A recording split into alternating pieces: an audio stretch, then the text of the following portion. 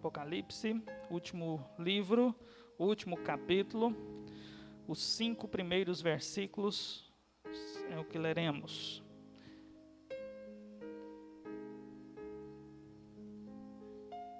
Hoje nós vamos falar sobre o que os salvos terão na eternidade.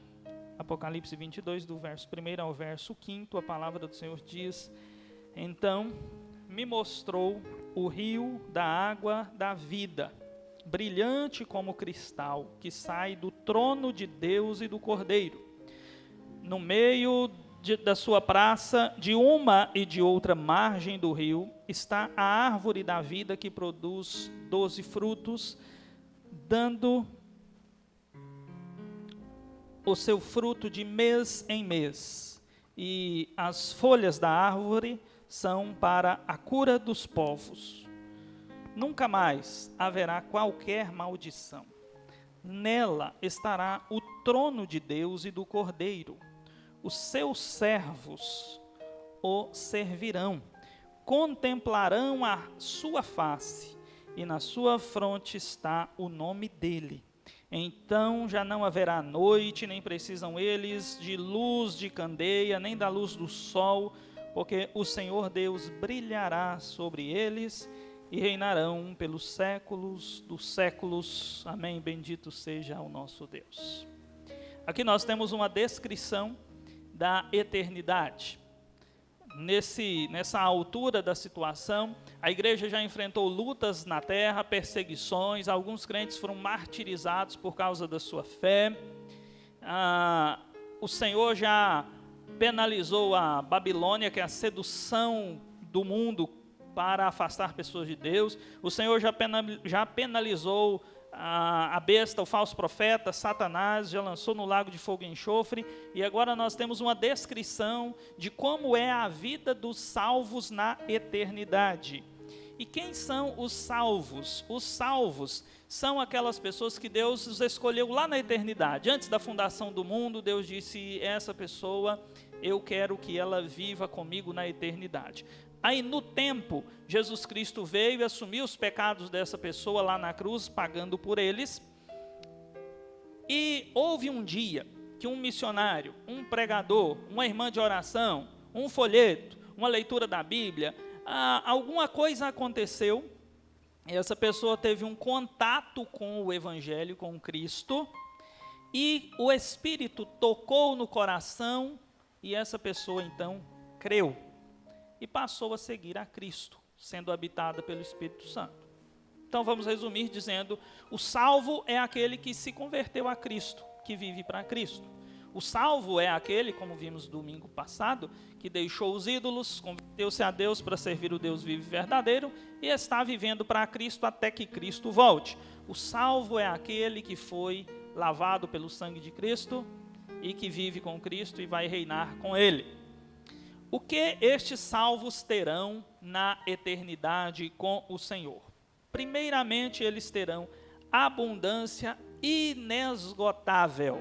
Abundância inesgotável.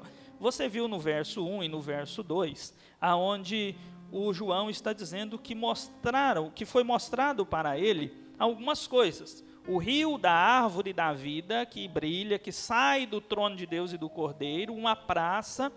E as margens desse rio que sai do trono e vai inundando a cidade, tem ali a árvore da vida, e essa árvore produz frutos todos os meses, e as folhas dela são folhas medicinais.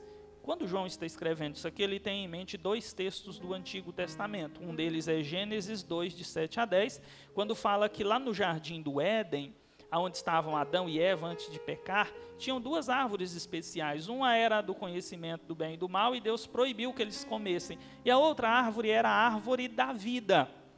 Então você se lembra dessa árvore da vida lá de Gênesis 2. Depois o Senhor recolheu o jardim do Éden e colocou querubins ali, impedindo que o homem comesse dessa árvore, porque essa árvore daria eternidade, e se o homem em pecado comesse dessa árvore, seria eternamente pecador. Então essa árvore foi escondida. E o rio que sai do trono de Deus, o que o profeta tem em mente é Ezequiel 47.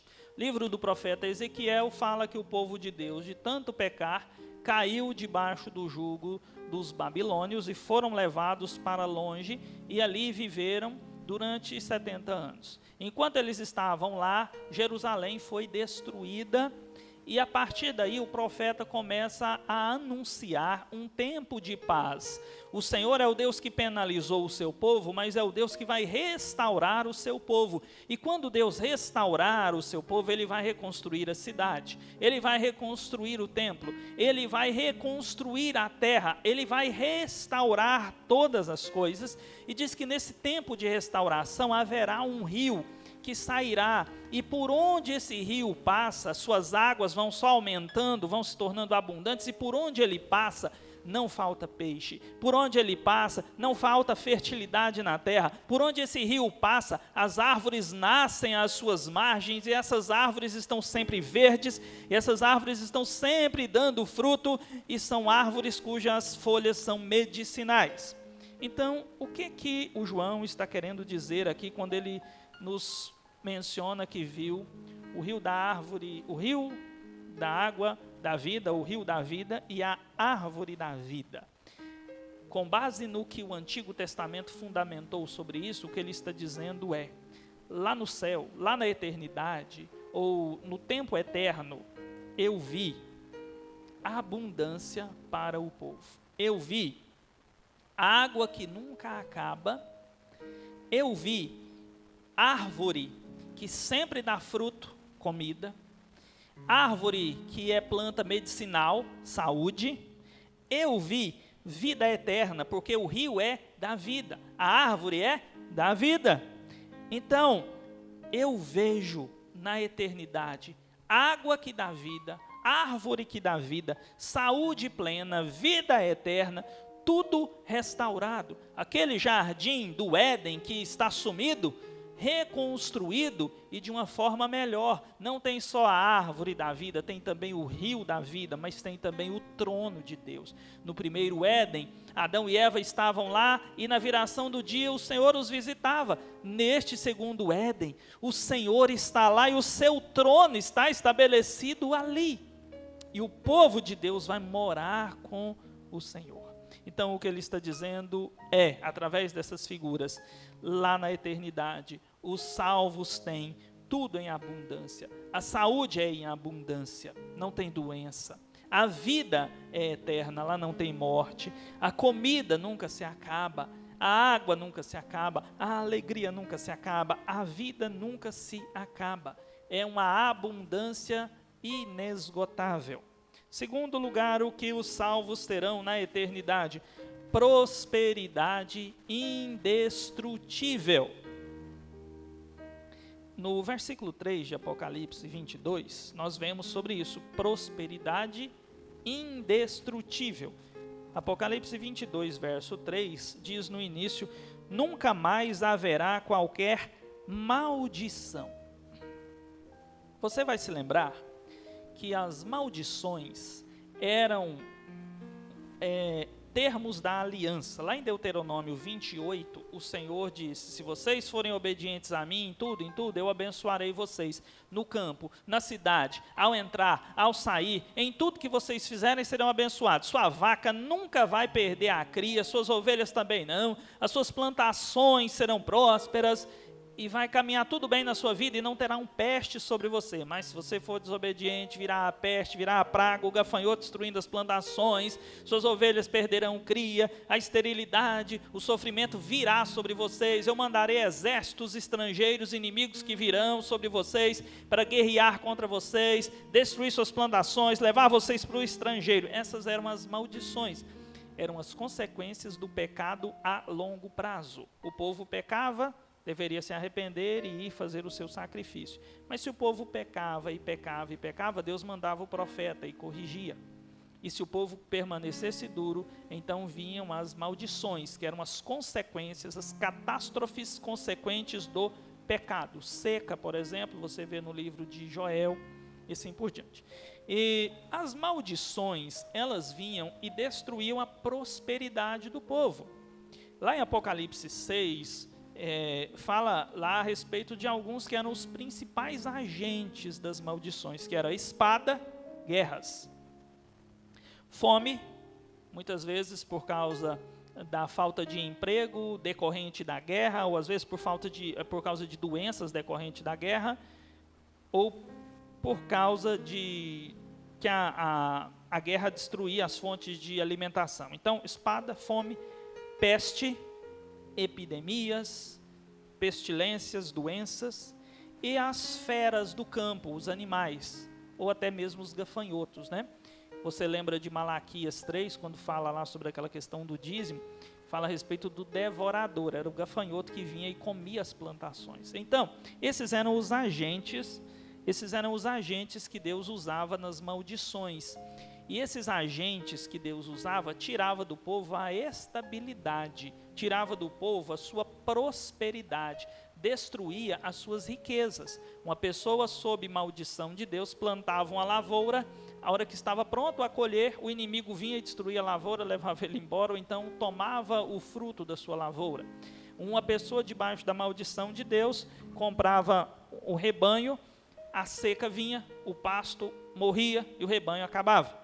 Então era assim, a maldição destruindo as propriedades do povo. Agora, no novo céu, na nova terra, na eternidade, não haverão maldições para destruir aquilo que o Senhor me deu, aquilo que está nas minhas mãos, os frutos que estão à minha disposição, o verde, as águas que estão à minha disposição não serão destruídas, porque as maldições não mais estarão presentes, o pecado não existe mais. Bendito seja o Senhor. O que os salvos terão na eternidade? A abundância inesgotável. O que os salvos terão na eternidade? Prosperidade indestrutível. O que os salvos terão na eternidade? Dignidade sacerdotal, ou privilégio sacerdotal. Capítulo 22 de Apocalipse, verso 3, a próxima parte diz que nela, ali naquela cidade, ali no momento, no lugar eterno, estará o trono de Deus e do Cordeiro. O Senhor, a sede do governo, da habitação, da presença de Deus estará ali. E os servos de Deus que estarão ali o servirão. Os servos de Deus servirão o Senhor. O trono de Deus estará ali. A presença de Deus estará ali. Os servos de Deus estarão ali e eles vão servi-lo. Esse serviço, a palavra usada no grego aí para servirão ao Senhor, é o mesmo verbo que dá origem à palavra liturgia. Programação de culto, organização de um culto, passos de um culto. Então, quando diz que os servos servirão, está dizendo o trabalho do povo de Deus será entrar na presença do Senhor e adorá-lo. Estar face a face com o Rei de toda a glória e entregar a Ele o seu culto. Aqui, o nosso trabalho é fatigante, a gente trabalha muito, às vezes ganha pouco, a gente às vezes perde o nosso emprego, a gente se fere enquanto trabalha, o nosso trabalho muitas vezes é frustrante, mas ali no céu, o nosso trabalho será glorioso, porque será entrar na presença do Pai. No Antigo Testamento, só o sacerdote podia entrar no local que representava, que simbolizava a presença de Deus. Havia um véu que separava e o povo não podia passar daquele véu, nem os outros sacerdotes, só o sumo sacerdote, o sacerdote superior, uma vez por ano. Mas quando Jesus morreu, nós cantamos agorinha, o véu que separava já não separa mais. Quando Jesus morreu, aquele véu se rasgou de alto a baixo. E aí agora, através de Jesus, eu posso entrar na presença de Deus. Mas como que eu faço isso? Cantando, orando, lendo a palavra. Mas eu estou vendo a Deus? Não estou vendo. E muitas vezes eu faço isso, mas me sinto confuso, me sinto inseguro, a minha fé está abalada e eu nem sei o que foi o resultado. Mas ali no céu não haverão incertezas e nenhum impedimento. Poderemos estar face a face com o Senhor. E o serviço será esse, a adoração. Dignidade sacerdotal. O que os salvos terão na eternidade? Quarto lugar, intimidade culminante. Intimidade culminante. Será o ponto mais alto da intimidade dos salvos com Deus. Será o momento onde eles terão plena intimidade. Por quê? Olha só o que está aí no verso 4. Contemplarão a sua face. O que os salvos farão no céu? Contemplarão a sua face. A face de quem? De Deus. Até hoje nós conhecemos muito de Deus. Nós conhecemos a palavra. Nós conhecemos que Deus é criador de todas as coisas. Nós conhecemos que Deus é uma pessoa que ama. Conhecemos que Deus é um juiz justo, correto. Mas houve um cidadão que disse: Senhor, eu queria te conhecer mais de perto. Eu queria conhecê-lo mais. Eu queria ter uma proximidade maior contigo. O nome desse homem foi Moisés. E o Senhor disse: não vai ter jeito, Moisés. Não tem como não. Porque quem há que possa contemplar a face do Senhor e viver? Ser humano nenhum pode ver a face de Deus e continuar vivo, porque a face de Deus é tão poderosa e santa que poderia destruir o pecador. Aí então Deus disse: Moisés, fica atrás dessa rocha, eu vou pôr a mão em cima de você, depois eu passo. Quando eu tiver passado, aí você vai me ver pelas costas, o vulto pelas costas. E assim aconteceu. E Moisés teve esse glorioso privilégio de conhecer ao Senhor pelas costas, mas ele não pôde conhecer a face de Deus.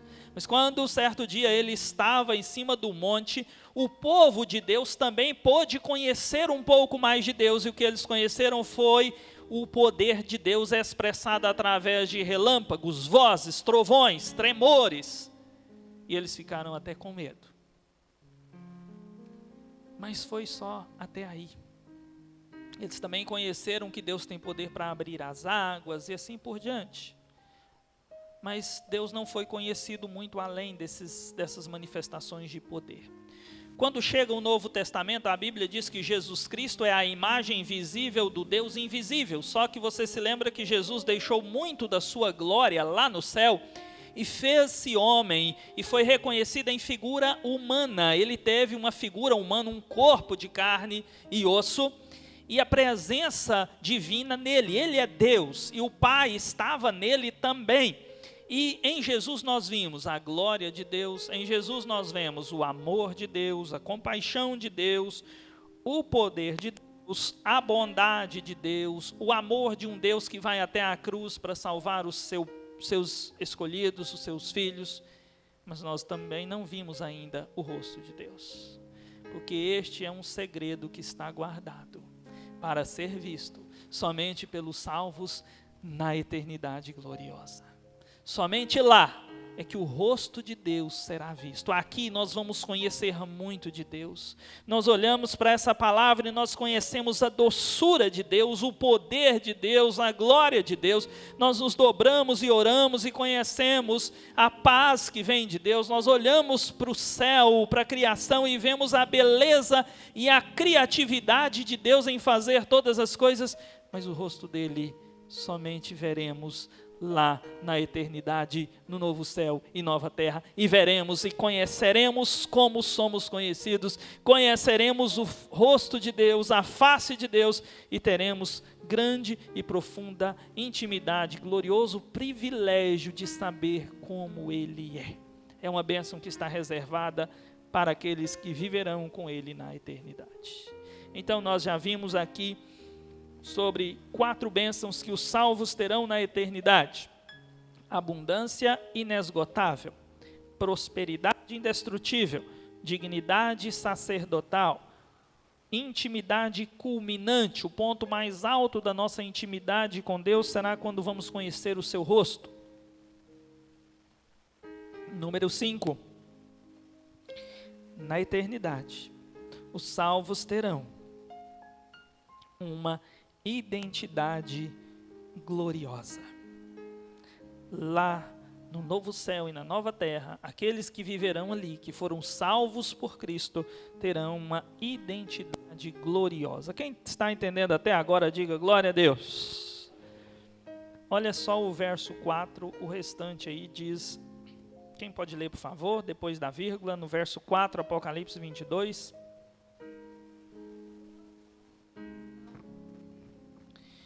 As pessoas que estão no céu, no novo céu e nova terra, tem algo na sua fronte, na sua testa. Tem algo escrito. E o que está escrito é o nome de Deus. Essa é uma ideia, uma figura, um símbolo que vem de Êxodo 28, 36 a 38, Êxodo 28, e de Apocalipse 14. Lá em Êxodo 28, verso 36, o Senhor disse assim, olha, o sacerdote Arão deverá ter na sua placa, na sua testa, uma placa de ouro escrito santidade ao Senhor.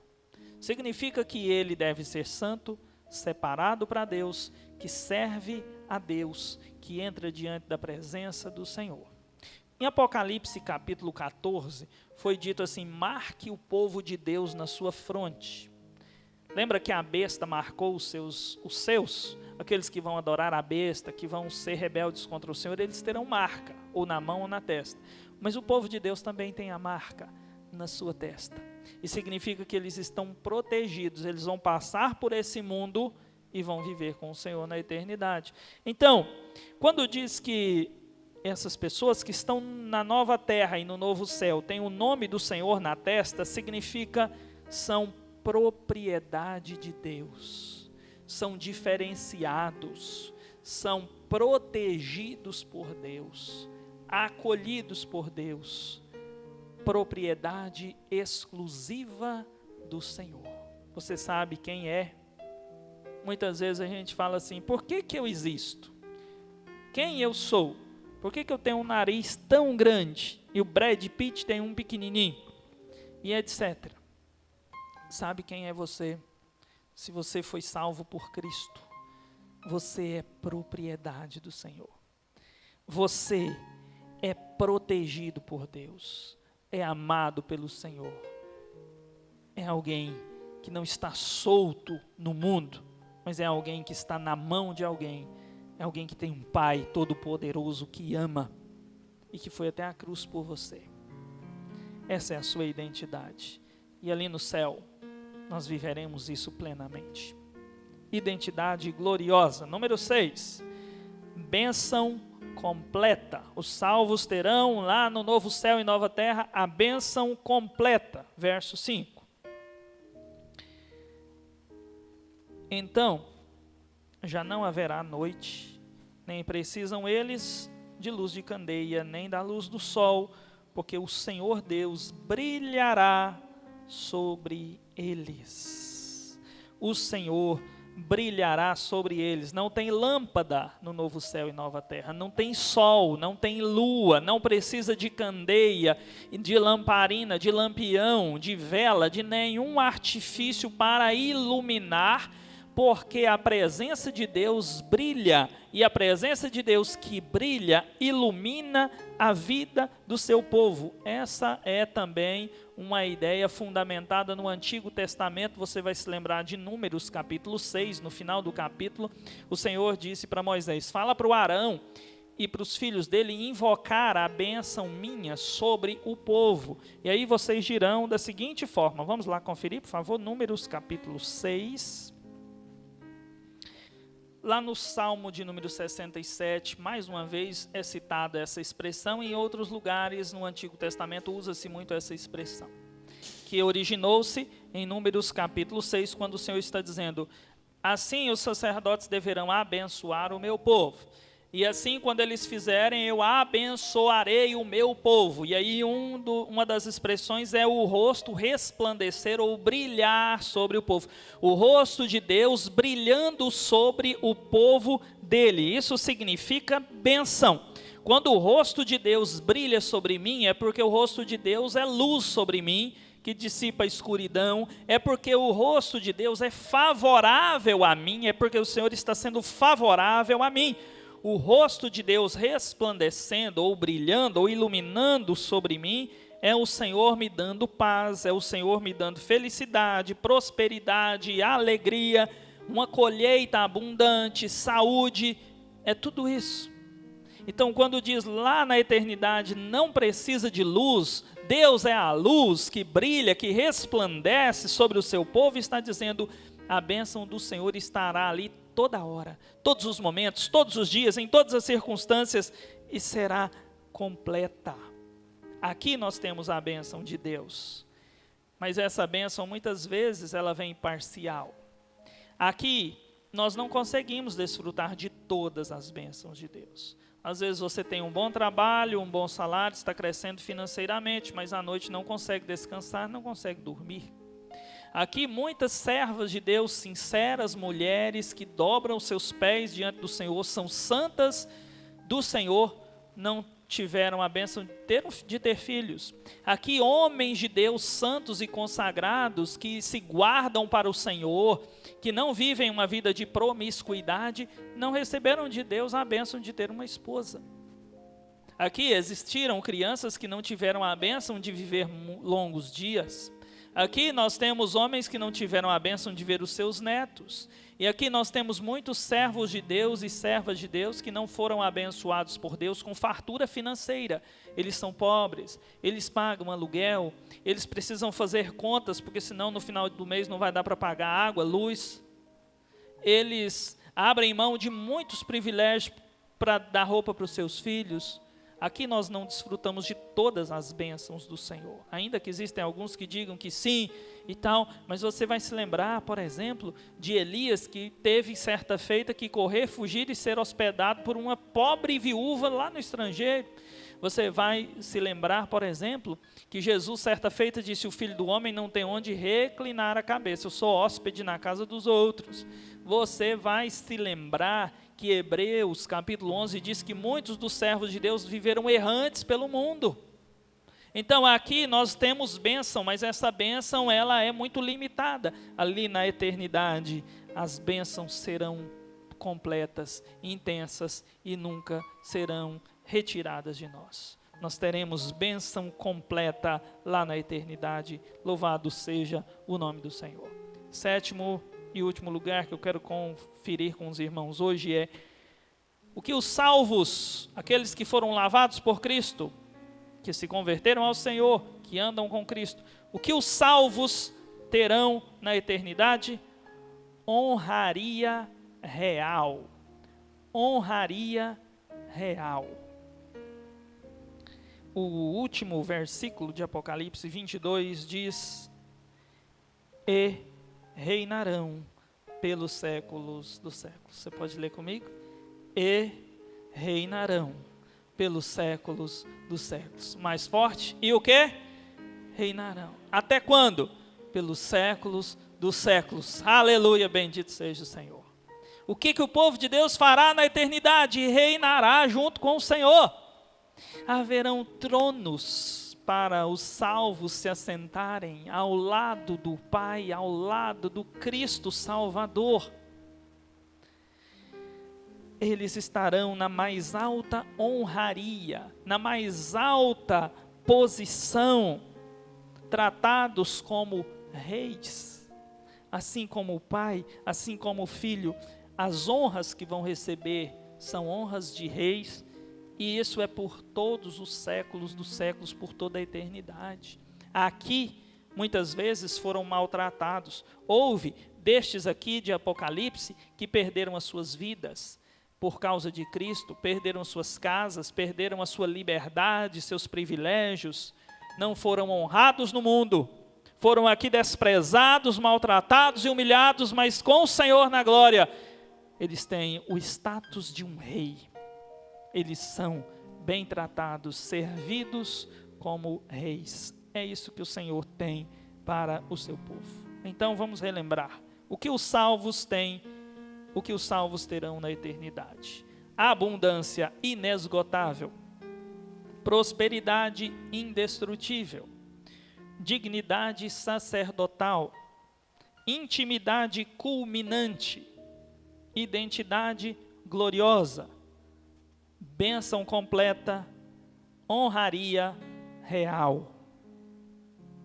Essa será a eternidade daqueles que foram alcançados pelo amor de Deus, trazidos para a presença do Senhor e vivem para Deus e não para si mesmos. Então vamos pensar em algumas aplicações. Todas essas bênçãos que os salvos terão na eternidade, eles só terão por causa de Cristo, não por causa de si mesmos. Porque nós somos falhos, nós pecamos, e muitas vezes o nosso coração, ele vai para longe, e nós precisamos que o Espírito Santo vá lá e pegue, como que um fazendeiro faz quando pega nas rédeas de um animal e puxa e traz para cá e traz de volta, e muitas vezes somos assim, e precisamos que o Espírito Santo faça isso conosco, nos arranque e nos arraste de volta para a presença do Senhor, porque o nosso coração se inclina para o mal, se inclina para o pecado. Assim somos nós. Então viveremos na eternidade com o Senhor ali, salvos, porque Cristo lavou-nos, como lemos no início. Quando eu confesso os meus pecados, arrependido, o sangue de Jesus me purifica de todo o pecado.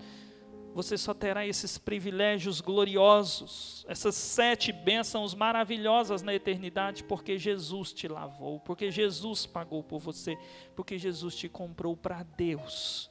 É somente por causa de Jesus. Este é o porquê de entrarmos na glória eterna. É Jesus Cristo, o nosso Salvador, bendito, eterno e glorioso, que morreu por nós, que ressuscitou, que está vivo e que virá para nos buscar. A segunda aplicação que eu deixo para você é: não ame este mundo cruel. Existem algumas pessoas que amam tanto o mundo e elas querem viver até lá longe aqui, eles querem viver para sempre nesse mundo cheio de peste, nesse mundo cheio de humilhação, cheio de frustração, de doença, desrespeito. Eles querem viver aqui. Vou contar um segredo para você, meu querido irmão e irmã. Tem muito cachorro que é mais bem tratado do que você. Tem muito mais privilégio do que você. Come comida muito mais cara do que a sua. E aí de quem falar, desce do sofá, vai ficar fedido cachorro, você não está satisfeito, vai embora, aqui é a casa do cachorro. Assim é o mundo, cruel, corrompido, pecaminoso, um mundo cheio de doenças, pestes e frustrações, um mundo de percas e angústias. A maioria das pessoas estão com depressão, com seus corações rasgados, arrebentados, e ainda amam este mundo. Nós não devemos amar este mundo, nosso lugar não é aqui, aqui somos peregrinos, estamos de passagem, o nosso lugar é lá, onde bênçãos incontáveis, reais, gloriosas, preciosíssimas e intermináveis esperam por nós. É lá, com o Senhor, com o Pai, com todos os outros que no passado viveram aqui e estão lá, que foram salvos por Cristo. Deseje a eternidade, almeje a eternidade, clame todos os dias dizendo: Jesus, volte para me buscar, para me tirar desse mundo de tragédias. Volte, Jesus, eu quero viver contigo nesse eterno e glorioso lar. Volte, Jesus, e me leve desse mundo que tanto me humilha e me maltrata, me leva para esse mundo onde eu serei honrado, onde eu serei saciado, abençoado e desfrutarei de plena paz. Deseja a eternidade. Não tema a volta de Jesus, não tema a morte. Você é salvo por Jesus, lavado pelo sangue de Jesus. Não procure a morte. Quando você for dirigir, ande dentro dos limites de velocidade, faça revisão no seu carro antes, coloque o cinto de segurança, tome todas as medidas. Ao sair na rua, use máscara, tome todos os cuidados necessários para a preservação da sua vida e da vida dos outros. Mas não viva aqui desesperado para permanecer nesse mundo que está se acabando. Deseje a eternidade, não tenha medo se o Senhor disser que os seus dias estão terminando e Ele virá te buscar. Não tenha medo, o que o Senhor tem é muito melhor do que isso aqui. Os prazeres daqui se acabam, todos os prazeres que temos nesse mundo se acabam. Os prazeres da eternidade nunca se acabam, são plenos, são completos e são eternos. Então, não tenha medo de ir para a eternidade, mas também não queira antecipar sua ida. Espere a hora certa, espere o dia que o Senhor decidir. Mas você pode clamar para que Jesus volte, e nós somos incentivados no livro de Apocalipse a clamar: Jesus volta, Maranatá, vem Senhor Jesus.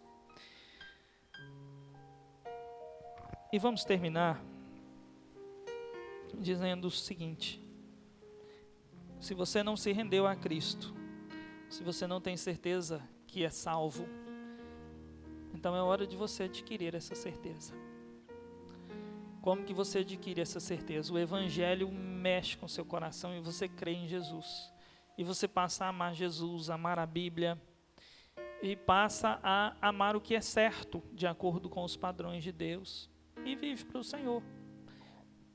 Você passa pelos sacramentos, batismo, ceia, e vive uma vida cristã, de obediência. Ora, lê a Bíblia, se arrepende do mal, foge do erro, foge do pecado, se empenha. Quando cai, levanta, corre para a presença do Senhor e pede misericórdia.